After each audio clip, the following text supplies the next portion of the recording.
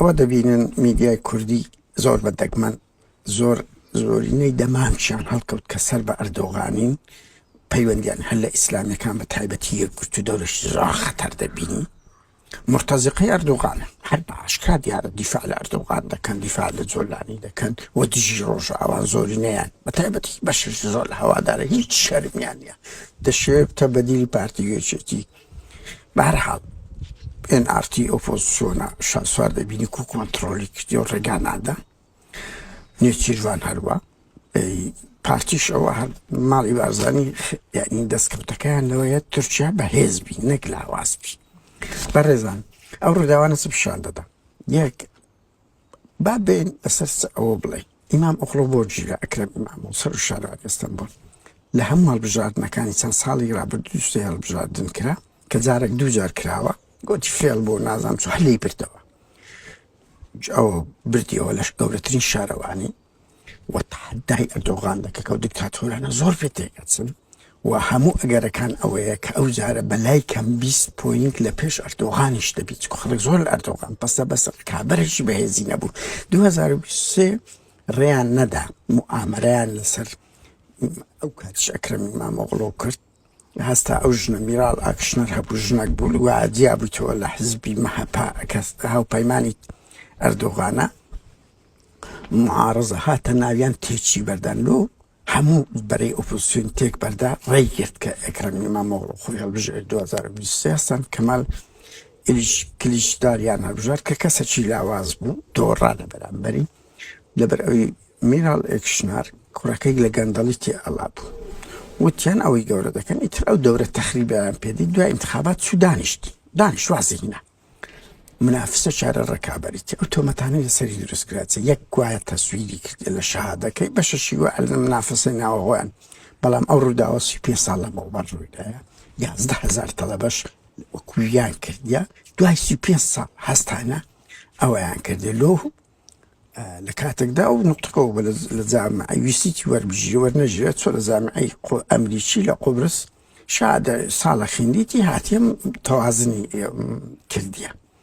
وەکوتم 11,000 کەسی کەش بۆ ماشتی کردێ بۆ ئەوەی ئەوەی ئەکرەم ئیمام ئۆغڵۆش شەر بشار درێتەوە 24 کەسی کەشیان دەرکردێت کە هەیە گەورەترین پرۆفیسۆری زانکۆیەکی تورکیە ناوەکەی تورکی پێم لەبەر نەکرا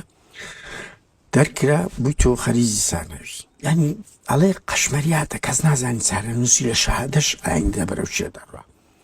و بۆ شتەکە 11,000 کەس ئەو شتەی کردیە و تەزویریش نەبووە بەس کوردستان لەم جامعی ئەهلی چتەوە هێندەر بەهەرحاڵ ئەوە قسەی لەسەر دەکرێت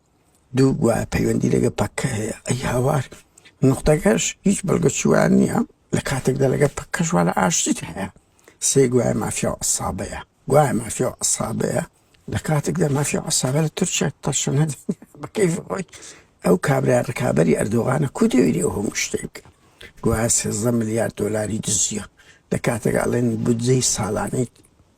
ئەستەمبۆل 13 نییە لە یەک ساڵدا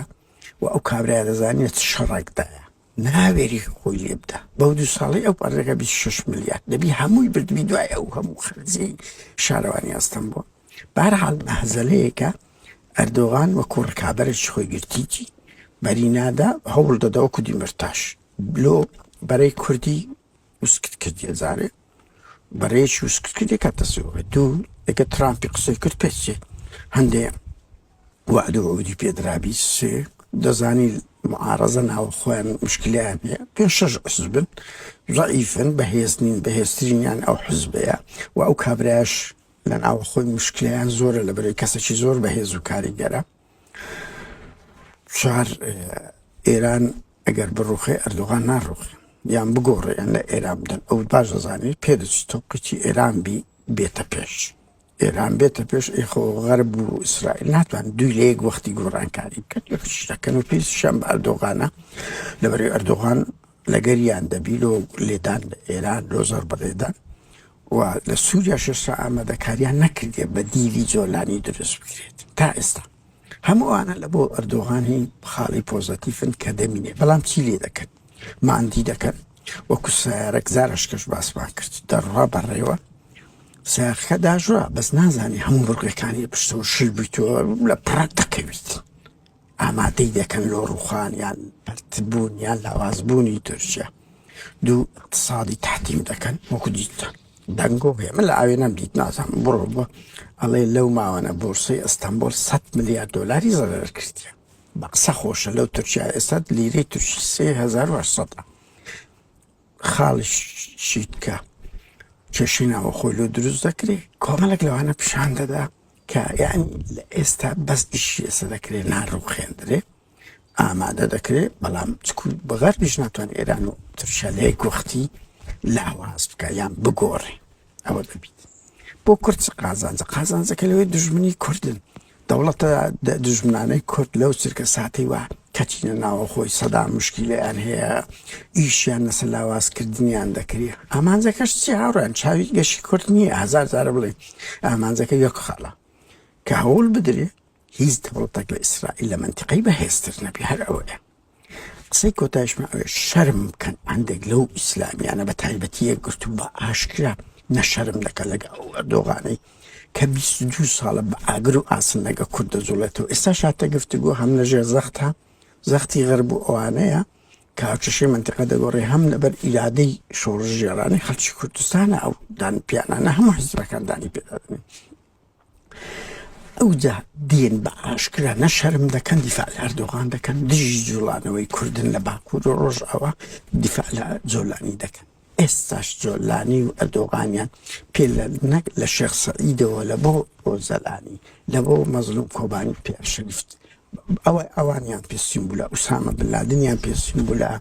جۆلانیان پێسیم بوو، لە ئەردۆغان هیچ شەرم ناکەن. کاکە ئەو ناپاچیە بەدستیمە لە بۆ ئەگەنا بۆ ئێمە جەهەپە و مەحەپە و ئەوانە هەمووی پێڕانەگەیشتە هیچیان بەدیلی کورد لە بۆ کورد نییە کە تەنازولێک لە بۆ کورد دەکرێت بەهۆی هاوچەشەی نێودەوڵەتیە، بەهۆی وشیاری حتا بەشش تاچ تورکیایە، بەهۆی ئیرادەی شۆڕژێرانە و خەباتی خەڵکی کوردستانە. گرنگ لە بیرتان نەچێت تورکیا ئامادە دەکرێت، من ناڵێم لە ڕوخان لە بۆ داتەپینی بە کێشەی کورد، بە کێشەی یۆنان و قوبرس، بە کێشەی اقتصاد، بە کێشەی ناوەخۆ. ئەردۆغان لاواز دەکرێت، بەڵام لەو پرۆسێش ئەردۆغان هەوڵ دەدات تە پۆتینی ڕووسیا هەموو معارەزەکانی لەناو بوو.